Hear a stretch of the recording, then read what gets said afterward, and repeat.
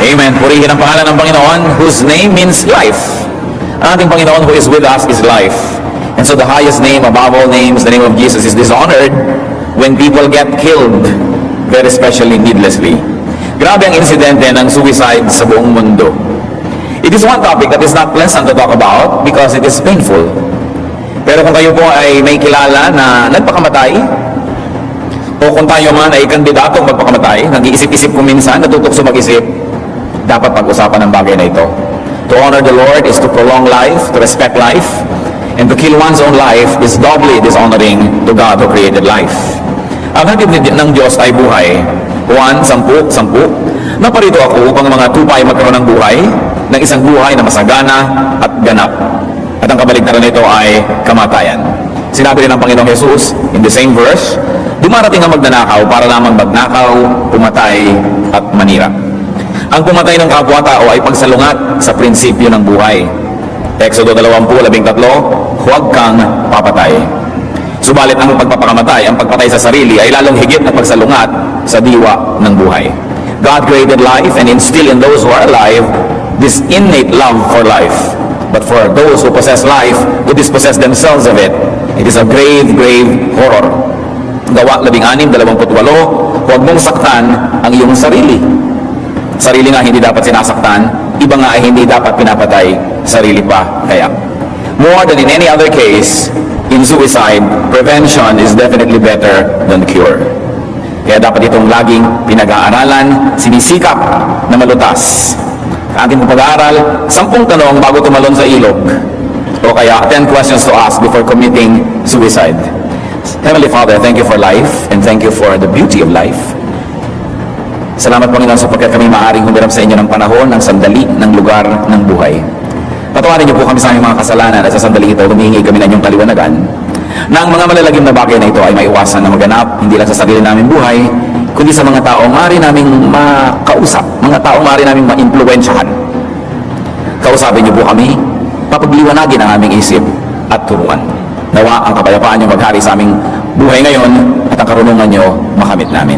Father, we ask you to bless us with your words, with wisdom, with strength. In the name of Jesus, your Son, our Lord. Ano po ba ang dapat itinatanong? Marami naman pwedeng itanong, pero 10 lang ang pag-uusapan natin. At ang unang tanong, halimbawa kayo yung gusto magpakamatay at nawa naman ay hindi.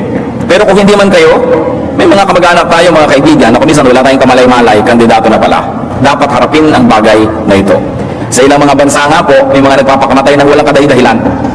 Napag-usapan lang ng mga kabataan, napagtripan nila, nagbigti sila 10, 12, mababasa niyo yan sa mga pahayagan. Walang kadahi-dahilan. Akala nila gano'n na lang ang buhay. Pagka ang tao ay iniisip na kitin ang sariling buhay, itanong muna, baka chemistry lang yan. Baka timpla lang yan. Yung mga maraming napapakamatay po, yung merong hormonal imbalance. So it's a chemical situation. O kaya lasing, o kaya bangag. It means that there's a foreign element in their blood that changes their chemistry, and that change induces them to kill themselves. In fact, according to the National Public Radio Forum of Experts on Suicide, people who commit suicide appear to have a different brain chemistry than others.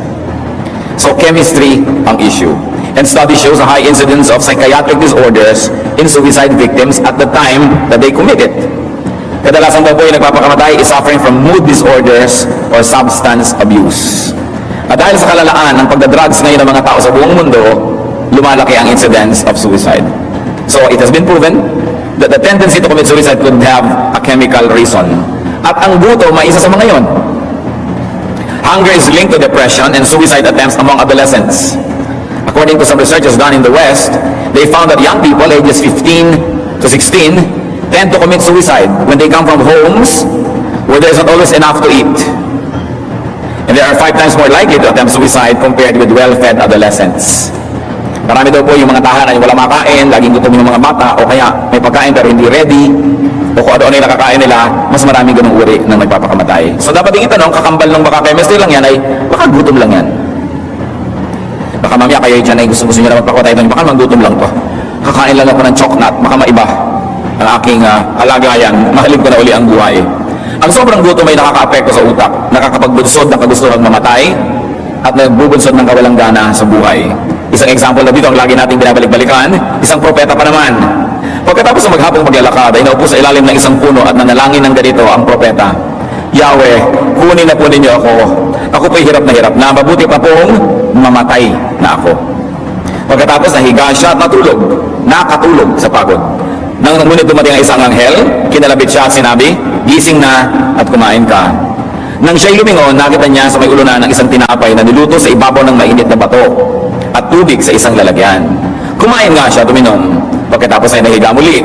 Ngunit bumalik ang anghel ni Yahweh, ginising muli siya at sinabi, bumangon ka at kumain. Napakahaba pa ng lalakarin mo. Kumain nga siya muli at uminom. At ang pagkain ay nagbigay sa kanya ng sapat na lakas upang maglakbay ng 40 araw at 40 gabi hanggang sa Sinai, ang bundok ng Diyos. So, pinakain muna at naiba ang timpla. Kaya kung kayo pagod na pagod, mamimili kayo, matutulog o kakain, alam nyo dapat yung gawin. Kumain muna. Baka mamaya maisipin nyo magpakamatay. Pag gising nyo, patay na kayo. Mahirap yan. Kailangan hindi kinakatamaran yung pagkain. Pagka ang tao na de-depress sobra. Kasi po ang karamihan ng pagpapangatay nagsisimula sa depression. Yung sobrang lungkot, yung parang hindi mo mahukay ang lalim ng lungkot mo. Hindi mo malaman kung saan ka titingin. Malayo ang tingin, wala kang tinatanaw. Yung inip na inip ka, yung para kang sinasakal, dan lalamig, nagiinit ang iyong katawan, balisang-balisa, hindi mo alam, kumain ka. Baguhin ang timpla ng katawan. Magpahinga, matulog. At kung lasing, magpalipas ng kalasingan. Kung bangag, pasin niya kapagaganayan. Dahil pagka tumino ka na uli, ayaw mo na namang mamatay.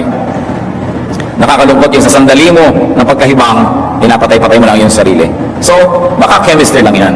Pag-alawang tanong, baka naman numbers lang yan. Marami po ngayong mga kabataan sa Singapore, sa Hong Kong, sa Japan, sa Taiwan, nagpapakamatay dahil mababa ang grade sa school. Naku, hindi magpapakamatay yung mga Pilipino dyan. Di ba? Kung yan lang, hindi ipagpapakamatay. Pero alam niyo naman, nakakahawa rin na ganito mga sobrang competitive spirit. Baka mamaya, dumarating na rin sa ating bansa yung sakit ng utak na yan. Mababa ang grade, nagpakamatay. O kaya, walang kapera-pera. Sa dami ng utang, hindi malaman kung paano babayaran. Ang iniisip na solusyon, barilin ang sarili, lumunin ng lason, laslasin ang pulso, o tumalon sa ilog Pasig. Meron naman, nagpapakatay dahil sa number. Dahil nalaman niya na asawa niya ay may number 2. O nalaman niya number 2 pala siya, wala siya kamalay-malay. Marami pong nagpapakamatay dahil sa number. Tandaan niyo po ito, may pag-asa habang nabubuhay. So, unahin mo nang tanggapin ang katotohanan. Kung ano man yung masaklap na katotohanan tungkol sa number na yan, accept your number reality, pagkatapos ay baguhin ito. Mangangaral siya, mapat. Ngunit habang nabubuhay ang tao, ay di siya dapat mawalan ng pag-asa. Ang asong buhay ay mas mainam kaysa patay na leon. So, kung kailangan magpakaaso kahit sandali, mabuti na yon. Buhay. Kaysa nagpakatarantapang ka, inisip pa yung kung ano-ano mong image at dignity para kang leon na patay. The end of a dream is at the end of the world. Ang pansamantalang kabiguan ay hindi pagwawakas ng mundo. Kung hindi nyo gusto ang numbers ng buhay niyo mga kapatid, pera, utang, grades, station in life, lalo nyong habaan ang buhay ninyo at maghintay na gumulong ang wheel of fortune. Gugulong din ang buhay, hindi pwedeng hindi. Nothing is permanent. Everything is temporary. Even sickness or health, wealth or poverty, hindi yan permanent. Kung minsan kahit wala kang gawin, may iba yan dahil kasama ka ng mundong umiikot. Kaya kung may ginagawa ka pa na positive, di lalong napadali. So baka numbers lang yan, mag-isip-isip. Kasi magiging number ka rin. Pag nagpakamatay ka, masasama ka sa statistics. So you'll just be a number again. Isa pang tanong, baka pagod lang yan. Tulad ni Elijah, yung pinag-aralan natin propeta kanya, sa sobrang pagod, nawala ng katinoan, gustong mamatay. Minsan pagod ng katawan, minsan pagod ng isip, hirap, pagsubok. Kung ito'y pagod dahil bunga ng sarili mong kagagawan, iisin mo yan. At kung ito naman ay tinatawag na kapalaran o kamalasan ng iba, maghintay, magpapalit din yan. Kailangan ka lang magsikap, keep yourself alive, be there. When the change comes, you will be there to receive it. So kung may hirap, may pagod, iisin. Hindi ka kayang patayin ng hirap, liban na lang payagan mo ito. Kailangan pumapayag kayo bago ka mapatay ng ganyan. Pero pag buwang yung loob, hindi ka kayang igupo ng anuman. At kung sakali man, puputi ng hirap ang pumatay sa iyo kasi ikaw ang pumatay sa sarili mo. Kailangan ang sarili laging ipinaglalaban, ipinatayo, ibinabangon. Matatapos din yan. Gumugulong ang panahon, walang hindi nagbabago, pati ang pagdurusa. So kung pagod na pagod lang, magpahinga. Blessing nga yung sobrang pagod dahil mas pagod ka, mas nakakapagpahinga ka. Ngayon, meron mga maarte, hindi po ako napapahinga pag pagod. Kumuha ka ng paraan, baguhin mo pag-iisip mo. Sinasanay mo sarili mo sa bisyo na pagkapagod ka, lalo hindi ka nakakatulog, hindi magpapakamatay ka na niyan. Kailangan baguhin. Huwag niyong payagan na may mga ugali kayo at mga tendencies na nagpapahirap sa sarili niyo. Change it. And disengage from what exhausts you. Kung sino yung pumapagod sa inyo, layuan niyo sandali. Tao ba yun? Sitwasyon ba yun? Pagod na ba kayo dahil pito ang inyong asawa? Magbawas muna kayo. Magpahinga. Pagod na ka na ba dahil ang dami-dami mong ginagawa sabay-sabay? Pagod na ka na ba dahil ugali nitong kasampahay mo talagang hindi mo matiis? Magbakasyon ka muna. Lumayo ka. The Arabs have a saying, close the door that brings in the draft. So kung umaambon, umaanggi, pumapasok ang ulan, isara ang pinapasukan para huwag ka mabasa. At kamag-anak ng pagod, failure. Itanong mo naman sa sarili mo, baka pagod ka ng mabigo. Baka failure lang yan. May mga nagbibigti dahil hindi sila nanalo sa contest, hindi sila naging ganito, hindi sila naging ganyan.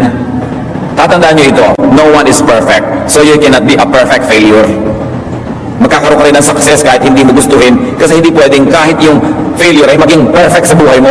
Nothing and no one is perfect. So muling sumubok, muling magtangka. At kung paulit-ulit ang kabiguan mga kapatid, magpalit ng style. Kadalasan ang kabiguan ng tao ay binubuo ng kanyang personalidad. Nakakainis pala siya kaya kahit anong pasukan niyang business hindi nagtatagal kasi nakakagalit siya, hindi siya nakakatuwaan ng mga kasama niya, ng mga kliyente o kaya ng mga mas nakakataas sa kanya. Kadalasan ang mga kabiguan, hindi silang malas-malas ko naman, di rin nangyayari yun. Mas madalas, there is something in our character that attracts negative things. There is something in the way we live, the way we speak, the way we deal with people that attracts failure. Kaya kailangan iniisip natin yun at baguhin yung style na ganun. Isa pa pong tanong, bago pa tumalon sa ilog, baka naman self-pity lang yan, baka sobrang awa sa sarili. Pagka ganito ang kaso, hindi naman masamang itaas-taas ang pagtingin sa sarili.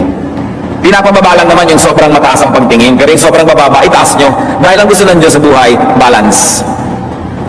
Ayusin ang kalagayan mo para hindi ka naman laging kawawa. Efeso 4:28, ang magnanakaw ay huwag nang magnakaw. Sa halip, maghanap siya ng marangal na ikabubuhay para makatulong siya sa mga nangangailangan. Nakikita niyo po yung turnaround when people meet God. Dating magnanakaw, ngayon, naghahanap buhay, gumagawa ng sobra, meron siyang surplus income para makatulong pa siya sa mga kapos.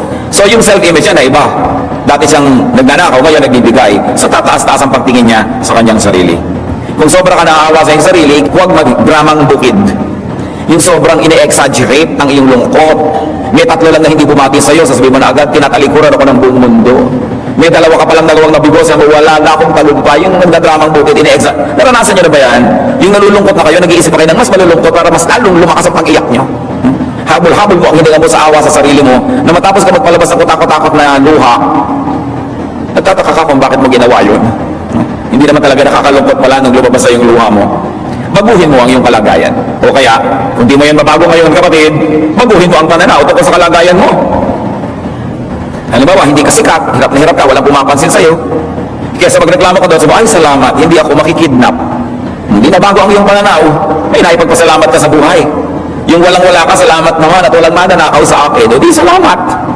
Wala kang cellphone, hindi salamat, walang makakatext sa'yo na nangungutang.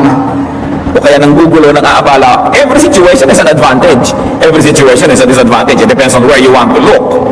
Unang Korinto 7:21, mga dapat hindi problemahin sa buhay. Ikaw ba isang alipin ang tawagin ka ng Diyos? Huwag mong intindihin yun.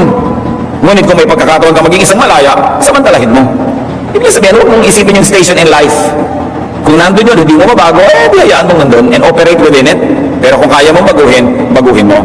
Siyempre, ang kabaliktaran ng self-pity, sobrang pride naman. May mga nagpapakapatay dahil din sa sobrang pride.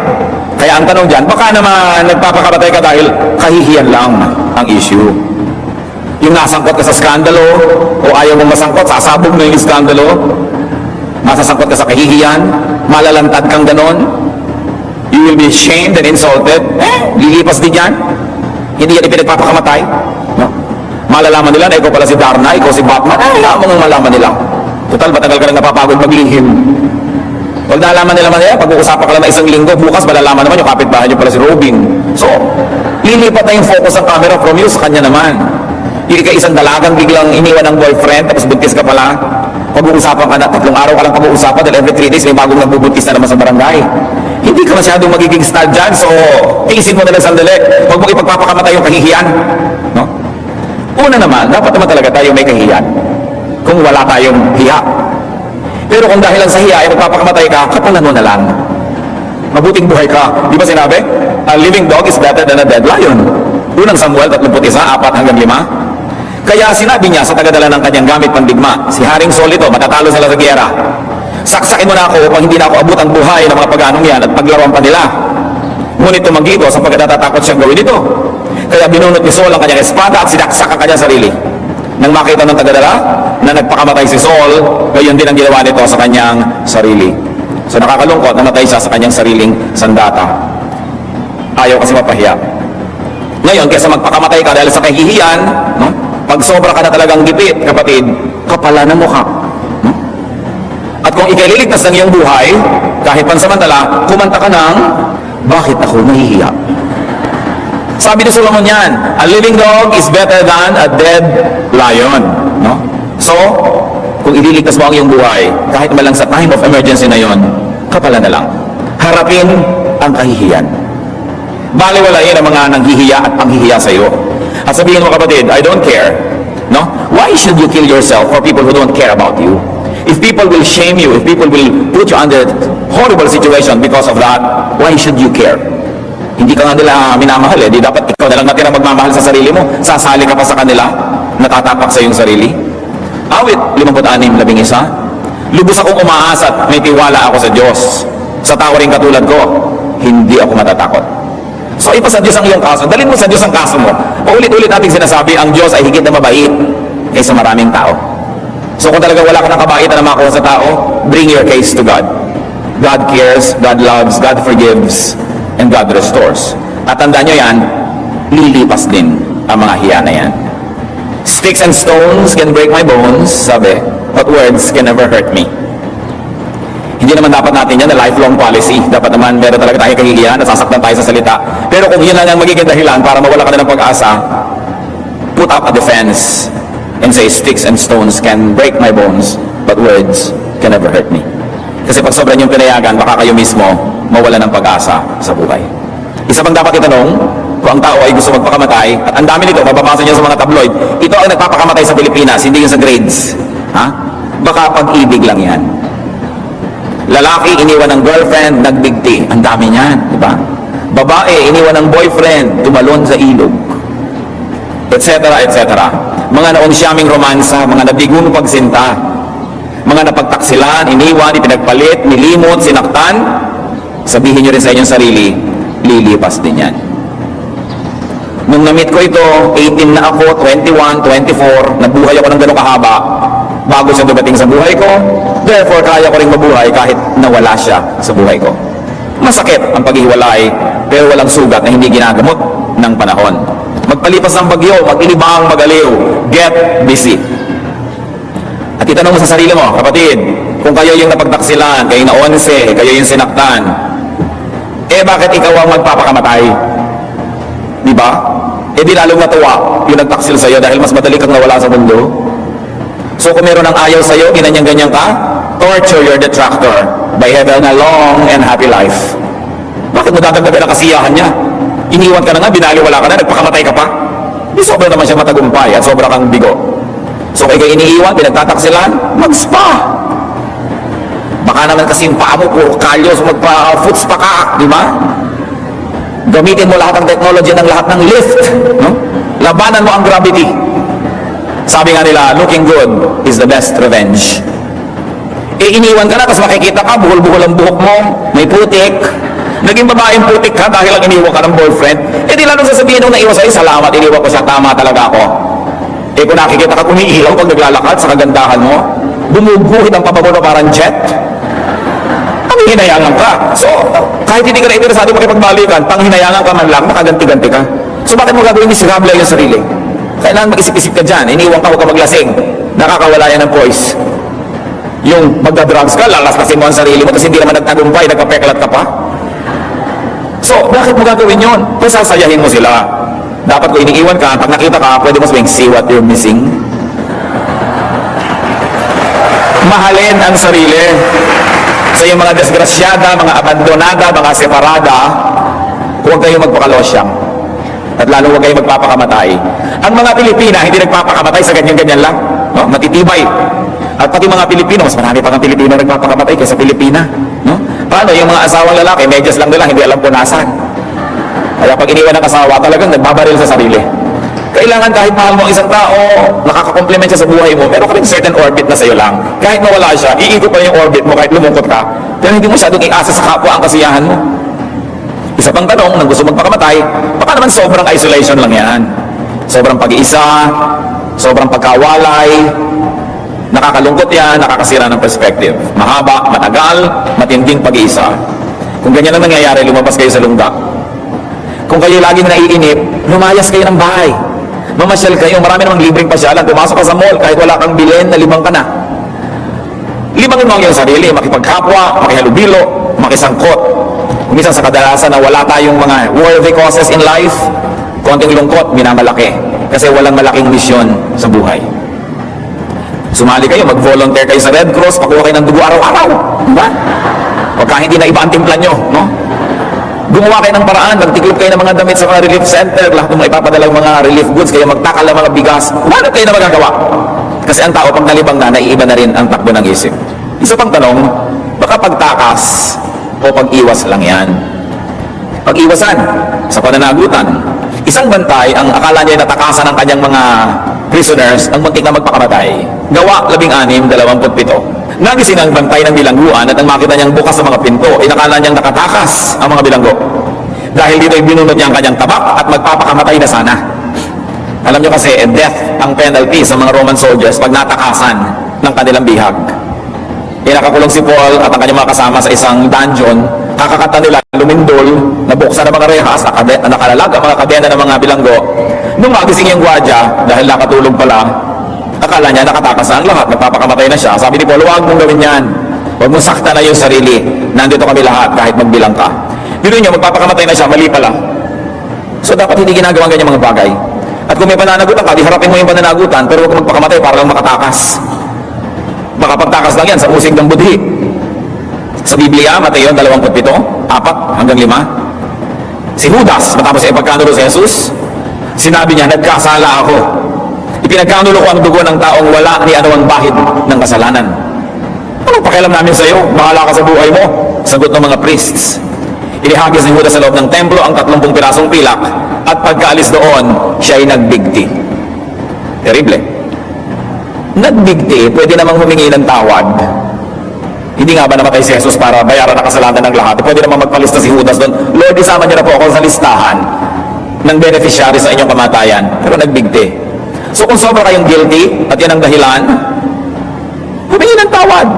Magbalik loob. Handa naman na magpatawad ang Diyos. At alam niyo, maraming mga magulang handang-handa rin magpatawad kahit ano pang kasalanan ng anak.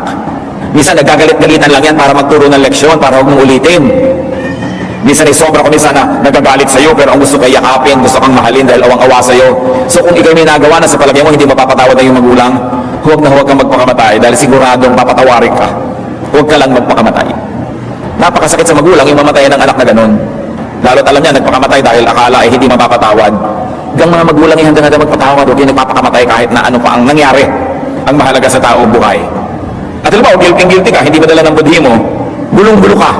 Sa palagay mo kaya, pag nagpakamatay ka, matatahimik ka, pag dilat mo, nado si Satanas. Pag dilat mo, lalong gulo ang sinuong mo. Sigurado ka bang mas mabuti, mas maginhawa, mas kanais-nais ang pupuntahan mo? Natatandaan ko sa nating kapatid sa Panginoon na may sobrang kapansanan sa kanyang katawan. Kung saan siya iwan ang kanyang mga kamag-anak sa umaga, sa part ng bahay nila, pagdating nila sa gabi, nandun pa rin siya. Kasi hindi siya nakakaalis, hindi siya nakakagalaw. Nagpapagulong-gulong lang siya kung kaya niyang gumulong para makarating sa ibang part ng bahay. Minsan, inuupo siya sa bintana nila at doon siya iniwan para makapamintana naman siya habang nagsasaka yung kanyang mga kapatid. Nung lumingon siya sa ibaba ng lupa, tapat ng bintana nila may drum, ipunan ng tubig. At sabi niya, kayang-kaya ko magpatihulog para mag-shoot na ako sa drum na ito at mamatay. Dahil ayoko nang mahirapan. At dahan-dahan nga niyang pinilit sa tulong ng kanyang kamay kasi yung paa niya hindi talaga na igagalaw. At nakaakmanan siya magpapatihulog nang bigla niyang naisip, teka! Kung magpunta ako sa impyerno, makapag-isip-isip. Hindi siya nagpakamatay. At humaba ang panahon, nakilala pa niya ang Panginoon na safe, kaya ngayon kung saan-saan pa siya nagpapatotoo dahil biruin niyo kung nagpadala siya doon sa bugso ng damdamin na magpakamatay. Kaya sasabihin mo, baka naman lumipat ako sa mas mahirap na kalagayan, anong katiyakan ko na mapapabuti? Hebreo 9:27. Itinakda sa mga tao na sila'y minsang mamatay at pagkatapos ay ang paghuhukom. Ngayon, magtatanong yung iba, Pastor, paano pa yung kilala ko nagpakamatay? Nagpunta po ba yun sa hell? Hindi ko yan kayang sagutin. Diyos lang ang may alam. Pero para sa akin, dahil hindi natin alam, ipagpasa Diyos natin. Tulad nga natin sinasabi, ang Diyos ay higit na mabuti at mabait kaysa sa atin. Hindi natin alam ang maaabot ang kanyang unawa at pag-ibig. So italaga natin sa kabutihan ng Diyos yung mga namala na hindi natin alam kung paano mangyayari sa kanila. Huwag nating problemahin yung hindi na natin malulutas. Ang problemahin natin yung mga buhay pa na huwag itong maulit kanino man at idalangin natin sa Panginoon na yung kabaitan niya ang siyang umiral sa kaso ng mga taong nagpakamatay. At saka kung meron kang mga pananagutan, marami kang utang, marami kang sakit, halimbawa ayaw mo na maging pabigat, magpapakamatay ka, anong gagawin mo sa mga mahal mo sa buhay na sasalo ng lahat?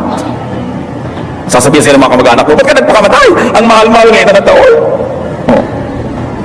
Dahil sigurado sila magpapalibing sa iyo. Mabuti kung ayos na ayos ka na, may insurance ka and everything. No? Pero kung magiging pabigat ka rin lalo, mag-isip-isip. At kung may kasalanan, magsisi. Magbagong loob. Kung nagkamali, ituwid ang pagkakamali. Unang Juan, 1:9. Subalit kung ipinapahayag natin sa Diyos ang ating mga kasalanan, maaasahan nating patatawarin tayo ng Diyos sa mga ito at lilinisin tayo sa lahat ng ating kasalanan sapagkat siya'y tapat at matuwid. So ang bigat-bigat ng kasalanan, ihayag sa Diyos, ihingi ng tawad. Namatay na nga ang Panginoong Jesus para dyan. Bakit kailangan natin ipagpakamatay ang ganung mga bagay? Isa pa pong tanong, bago magpakamatay, baka pagpapakamartir o pagpapakabayani lang yan. Halimbawa, yung plane na Miss Saigon, nagpakamatay yung babaeng Vietnamese para yung anak niya sa isang Amerikano magkaroon ng US visa. Pagpapakamartir. O yung mga insured persons, meron silang financial trouble, insured siya, magpapakamatay siya para magkaroon ng pera yung asawa niya, no? Para makapagbigay siya. O baka isa kang pabigat, gusto mo nang magpagaan, so ngayon magpapakamatay ka. Maraming ibang paraan ng pagpapakabayani. Huwag sobrang isakripisyo ang sarili. Pananagutan natin sa Diyos na asikasuhin ang ating sariling buhay. Si Jesus nagpagligtas, namatay para sa iba, pero hindi natin kailangan gawin yon. Kasi mas marami kang magagawa habang buhay kaysa patay. Mangangaral 3, 12 hanggang 13. Dito ay sinusuri ni Solomon ang tungkulin natin at pribilehiyo sa buhay. Alam kong walang pinakamabuti sa tao, kundi magpakaligaya at gawin ang pinakamabuti habang siya'y nabubuhay. Alam ko rin kaloob ng Diyos na ang tao'y kumain, uminom at pakinabangan ng bunga ng kanyang pinagpaguran. So sa runong ni Solomon na ang Diyos ang nagbigay, anong nalaman niya? Na ang buhay ay dapat dumanas ng lahat ng pwedeng danasin nito na sarap at gawin din ang lahat ng dapat gawing kabutihan. Balanse ito. Hindi pagpapasarap na sumama ka na, nakasama ka sa iba, kundi ang buti-buti mo sa iba at ang buti-buti mo rin sa iyong sarili. Hindi pwedeng mabait ka sa iba at hindi ka mabait sa sarili mo. Tungkulin mo sa Diyos, pananagutan mo sa Diyos yung buhay na ipinahiram niya sa iyo kung ano ang ginawa mo doon. Mangangaral 7 hanggang 8. Sige, magpasaya ka sa pagkain at pag-inom sapagkat yan ang itinakda ng Diyos para sa iyo. Naway lumigaya ka sa bawat oras. Walang nilikha ang Diyos, ang kanyang iniisip ay pahirapan. Maganda ang plano ng Diyos para sa atin, pero kailangan tayo mag-cooperate. Kailangan natin gawin ang tama. Hindi ikinalulugod ng Diyos na nagsasakripisyo tayo. May sakripisyo kailangan. Halimbawa, yung magulang nagsasakripisyo ng pagkain niya para makapag-aral ang anak. Pero para patayin mo yung sarili mo para makapag-aral yung anak mo, sobra yun. There is a basic dignity of every human life that the possessor of it must take care of it and must sacrifice it for the sake of another. Liban na lang sa mga emergency situation, yung katulad nung mga digmaan, hinarang mo ang bala para marigtas ang iyong asawa, baka pwede pa yun, pero bihira naman ng ganung mga cases. So huwag sobrang magpakamartir, no? Baka maling kabayanihan na yan. Alam nyo, according to studies ngayon, maraming kabataan nagpapakamatay para lang malagay sila sa internet. Kasi may obituary ngayon sa internet ng mga nagpapakamatay. So sa kagustuhan ng iba na sumikat, yun na lang ang paraan nila para sumikat, nagpapakamatay. Pero alam mo pa ba yun? Nalalagay ka doon? At anong napala mong nalagay ka doon? Kaya yung ganun di uri ng pagpapakastar ay walang lugar. At sandali ka lang na nandun kasi mamaya may bago na naman nagpakamatay, napalitan ka na.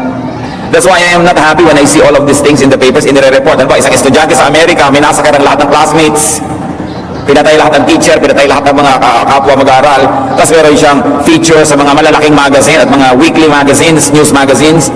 Nagbibigay yan ng maling encouragement sa ibang mga young people na gustong sumikat. Ginagawa din nila yun. Pwede mo siguro i-report as news, pero kung palakihin, huwag kang maglagay ng picture niya para hindi siya para nagiging star. Because in the absence of legitimate stardom, many people will do just anything to have their 10 seconds of fame. Kaya kailangan, hindi ka na-encourage, hindi sobrang pinag-uusapan. And finally, isa pong tanong, bago magpakamatay, Baka masamang espiritu lang yan.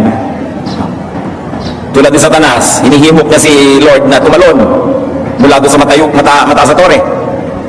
Mateo 4:6, sinabi dito sa kanya, kung ikaw ang anak ng Diyos, magpatihulog ka. Sapagkat nasusulat sa kanyang mga anghel, ikay tatagubilin, at sa kanilang mga kamay, ikay aalalayan, nang sa mga bato, paamoy hindi masasaktan. Dare! Maraming namamatay dahil sa dare. Yung mga kabataan, nagla-Russian roulette. Can you imagine that? Dare? Kaya mo ba ito? Kaya mong gawin yun? Dare? Tapos namatay ka? Kaya kailangan, baka masamang espiritu lang yan, yung nag-uudyok sa'yo. Anong gagawin ko yung masamang espiritu? Mateo 4:10, kaya't sumagot si Jesus, lumayas ka, Satanas. Sapagkat nasusulat, ang Panginoon mong Diyos ang dapat mong sambahin. At siya lamang ang dapat mong paglingkuran. Tanong, kung nagpakamatay ka na, paano ka pa sasamba? Paano ka pa maglilingkod? Kaya kung may nag-uudyok sa'yo niyan, sumunod, lumayas ka, Satanas. Resist the devil, and he will flee from you. It is also true that the devil can whisper into your ears na magpakamatay ka. Santiago 4:7, kaya nga pasakop kayo sa kapangyarihan ng Diyos. Labanan ninyo ang dyablo at lalayuan kayo nito. Hindi ko alam mga kapatid kung meron sa atin na nakakarinig ng mga boses. But according to statistics, at least in the West, wala kasing study sa Pilipinas, 1 out of every 300 people will hear voices. No? So siguro may mga 20 ngayon dito dyan, nakakarinig-rinig yung, tumalon ka, planchahin mo ang nanay mo, planchahin mo siya, ganyan, yung, magpakamatay ka, yung makakarinig na kung ano-anong boses. Akala ng marami, kahit ng mga Christian counselors, masamang espiritu. So kinakast out, depende sa relihiyon mo, ay akala nila masamang espiritu, lalatiguhin ka ni Manang Biday, lumayas ka dyan, no? Meron naman, bubunduran ka naman, kutakot-takot na ba nila tubig, hanggang magkalunod-lunod ka, nandun pa rin yung boses. Yung mga Kristiyano naman, in the name of the Lord, I rebuke rin, kung ano-ano, magpe-pray ka, nandun pa rin yung boses, kasi hindi naman pala masamang espiritu eh. Because according to some studies ngayon, people who hear voices are actually hearing their own voice. Na yan ay bunga ng kanilang childhood. Kung sila'y na-torture, na-abuso, inapi, kinawawa, inakot, kumisan ang nadidinig nila yung boses ng mga nangapi sa kanila. Pero recollection lang nila yon. At yung mga suggestion na sirain mo ang sarili mo, maglaslas ka ng pulso, hindi masasamang espiritu pala, kundi siya rin yun. Kaya kailangan ng napakagandang counseling. Because you have to go back to that part of your past, unearth the reason why you had a very bad recollection of that time, and then deal with it. At siyempre, lalo tayong mga Kristiyano, kung may kasalanan tayo, hingi ng tawad sa Diyos. At kung kasalanan ng iba, magpatawad na tayo. Kasi pag nagpatawad kayo doon sa mga nagkamali sa inyo, mga naging masama sa inyo, mawawala yung mga boses. Yung limutin niya na yan, kalimutan na. Pero pag hindi pa yan pinapatawad, hindi pa natin nililimot, pabalik-balik. Akala naman ng iba, evil spirit yun, bigong-bigo na sila, ilang beses na prayer and fasting, nandun pa rin, kasi hindi pala spirit. Pwedeng spirit, pwedeng hindi. Kaya dapat ang mga counselors are clinically trained to determine kung ang tao bang ito ay schizophrenic lamang o demon-possessed. Minsan naiiba pa yung boses. Naiiba yung boses. Si Satanas. Hindi naman pala siya rin yun. Kasi kung minsan yung mga sobrang na-repress, doon sila yung mga bata pa, hindi nakapagpahayag, masyadong inapi, kinawawa. Kung hindi pa sila gagawa ng ganong paraan, hindi sila makakalaya. Kaya yung iba, di ba, pagka inaapuntahan sila, kasi sinusumbong, hinahampas-hampas sila yung tanay nila, kasi nakakaganti sila dahil pala gusto ko silang gawin. Dahil nung bata pa sila, sobra silang kinurot-kurot ng nanay na to. Hindi naman sila makaganti sa normal na paraan kasi hindi papayagan ng lipunan, ng simbahan, ng batas. So, gumagawa yung paraan ng sarili sa kanyang kalooban na maipahayag yung lahat ng mga inis at yamot. Kaya naiiba yung boses, umiikot ang mga leeg, kung ano kayo gagagawa. Kasi pagka ganun na nangyari, may excuse. Hindi mo na sa-censure. Dahil sasabihin mo, ay inapuntahan, ay nasira, ay naposes, nakulam, tinamaan na masamang hangin, etc. etc. Pero yun pala, meron yun na solusyon. Kailangan lang balikan niya ang nakaraan, patawarin ang mga dapat patawarin, ituwid ang mga baluktot, at humingi ng grasya sa Diyos. So kung meron sa inyo mga nakakarinig dito, don't feel bad about it, don't feel so bad, dahil maraming pag-aaral na gagawa ngayon. Kung nabiguyang mga kung ano nung dinanas nyo na, subukan nyo magpatawad. Subukan ninyo na balikan ng kahapon at limutin na ang mga masasakit na yan at mawawala yung mga tinig. Pero kung totoong tinig ng mga dyablo, palayasin nyo sa pangalan ng Panginoon, ng pangako ng Biblia, aalis yun. Kung tayo nananalig sa Diyos. So engage the voices and you will be free. Pinagtagumpayan ni Jesus ang lahat ng uri ng kamatayan. Kaya pwedeng sabihin natin yung unang Korinto 15:55, nasa ano kamatayan ang iyong tagumpay? Nasa ano kamatayan ang iyong kamandag? Dapat nasasabi natin yan, hindi tayo sobrang takot at lalong-lalo naman na hindi tayo nagpapakamatay. Roma 8:37, hindi. Sa lahat ng mga ito, tayo siguradong magtatagumpay sa pamamagitan niya na nagmamahal sa atin. So mahalin ang buhay. Huwag tumalon sa ilog. Lalo sa Pasig, hindi ka mamamatay sa lunod, mamamatay ka sa dumi ng ilog. Diba? So, huwag gumawa ng ganyang mga paraan. A living dog is better than a dead lion. At napakaganda ng ating salita dyan sa Tagalog, mabuhay. Ang daming ibig sabihin nun, no? Live, get a life. Kung matamlay ka, buhayin mo ang sarili mo, mabuhay. Namamatay-matay ka na dyan, kailangan mabuhay. At lalong-lalo naman kung nag-iisip mo magpakamatay, ang dapat mong isigaw, mabuhay. Sapagkat ang Diyos ay sumasa atin. Dito man, sa kabilang buhay man, nandun ang Diyos, dapat lagi tayong may pag-asa. Mga kapatid, itong ganitong uri ng mga pag-aaral, isa lang sa libu-libong mga tao ngayon dito, ang mag-isip-isip at huwag matuloy pagpakamatay, sulit ang lahat natin pag-aaral. Napakahalaga ng buhay ng tao. Kaya pahalagahan nyo ang buhay ninyo at ang buhay ng iba. Napakahalaga na sabihan din natin ating mga kapatid, kapwa, mga kamag-anak. Kasi kung minsan nalaman mo na lang, nagpakamatay na pala, wala ka na magawa. So mahalaga na tingnan, buksan ang ating isip, ang ating tainga, makiramdam tayo. Baka meron tayong mga kasambahay na kandidato na pala. Kailangan, sabi nyo, halika ka mo, bibigyan kita ng 10 tanong. Ulitin nyo bigla ang ating mga pinag-aralan. Kung gusto nyo, dagdagan nyo pa ng 5 pa ng mga tanong ninyo na meron ka ba dyan? No? Pwede ba akong umutang sa'yo? Baka lalong mapaaga ang pagpapakamatay. Kaya huwag nyo nang idagdag yun. Mga kapatid, napakalungkot pagka meron kang kamahal sa buhay, kilala nagpakamatay. Iba yun kaysa namatay lang talaga. At ang aking dalangin, hindi nyo maranasan yung ganung uri ng lungkot. Kaya kailangan bitibin natin itong ganito. Ipanalangin sa Panginoon, anong gagawin ko sa mga pinag-aralan na ito para makatulong ako doon sa mga nais magpakamatay? Ama namin, salamat sapagkat kayo Diyos ng buhay, Diyos ng pag-asa, Diyos ng kaligtasan. Kung meron kami mga kapatid dito, Panginoon, na may tendency na magpakamatay, papaglinawin ninyo ang isip, bigyan nyo ng kaliwanagan at tibay ng loob, tibay ng pananalig para ito hindi na muling makapandaya pa sa Kanya. At kung kami naman, Panginoon, ay magagamit na instrumento para hindi matuloy ang mga pagpapakamatay ng ibang nasa paligid namin, ituro mo sa amin kung paano ito. Teach us to be sensitive, teach us, O God, to be discerning so that we may minister to people. At nawa, huwag kami ang maging dahilan para magpakamatay ang iba. Gawin niyo kaming blessing sa mga tao at dagdag na kagandahan ng buhay nila imbes na kabawasan. Magbulay-bulay tayo mga kapatid kung ano ang gagawin ninyo sa ating pinag-aralan. Ang pakikipanayam sa Diyos ay isang uri ng pagpapalakas sa sarili, hindi lang para sa ating sarili, kundi para rin sa iba. Turuan niyo kami, Panginoon, na silang saglit ng katahimikan, kausapin niyo kami. At lalong-lalo ngayon, ipinapanalangin namin ang mga kasama namin ngayon dito, kung mayroon man, na mayroong tendency na magpakamatay, nag-iisip-isip, o nakagawa na at nagtangka ng noon. In the name of Jesus, we rebuke this spirit. And we ask, O God, that the spirit of truth, of power, your majestic and loving love, and spirit of love, may minister to that person. Mangusap kayo sa amin, Panginoon, kung ano ang dapat namin maging reaksyon sa mensaheng ito. Magbulay-bulay tayo mga kapatid at dinggin ang spirito ng ating Diyos.